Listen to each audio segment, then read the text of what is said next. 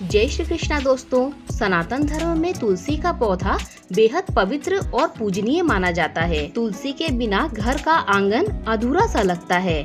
वैसे तो तुलसी के अनगिनत लाभ हैं, लेकिन धार्मिक शास्त्रों में तुलसी को मंगलकारी माना गया है। भगवान विष्णु को तुलसी अति प्रिय है। हालांकि तुलसी की पूजा करें तो इससे जुड़े नियमों की जानकारी भी होना जरूरी है, खास तौर पर जल चढ़ाने को लेकर।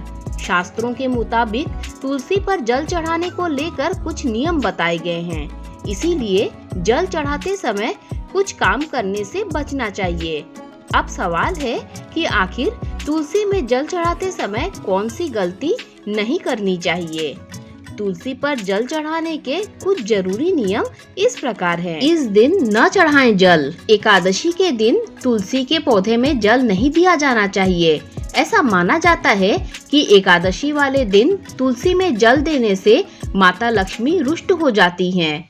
इससे व्यक्ति के जीवन में कई प्रकार की आर्थिक परेशानियां आ सकती हैं। इसके अलावा यह भी मान्यता है कि इस दिन तुलसी माता भगवान विष्णु के लिए निर्जला व्रत रखती हैं। इसीलिए एकादशी के दिन तुलसी में जल देने से बचना चाहिए। अधिक जल देने से बचें। तुलसी के पौधे में अधिक मात्रा में जल नहीं चढ़ाया जाना चाहिए। ऐसा करने से तुलसी के पौधे की जड़ें सड़ जाती हैं, जिससे तुलसी का पौधा सूख जाता है और ऐसा माना जाता है कि घर में लगा तुलसी का पौधा सूख जाना अच्छा नहीं होता है।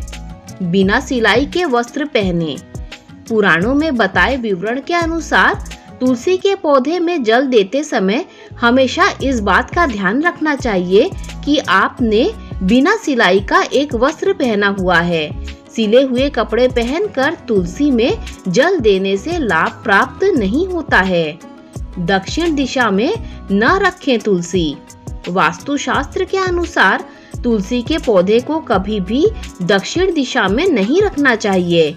ऐसा करने से घर में नकारात्मक ऊर्जा का प्रभाव बढ़ जाता है। इसके साथ ही इस दिशा में तुलसी रखने से बुरा प्रभाव भी पड़ता है। सूर्योदय में करें जल अर्पण।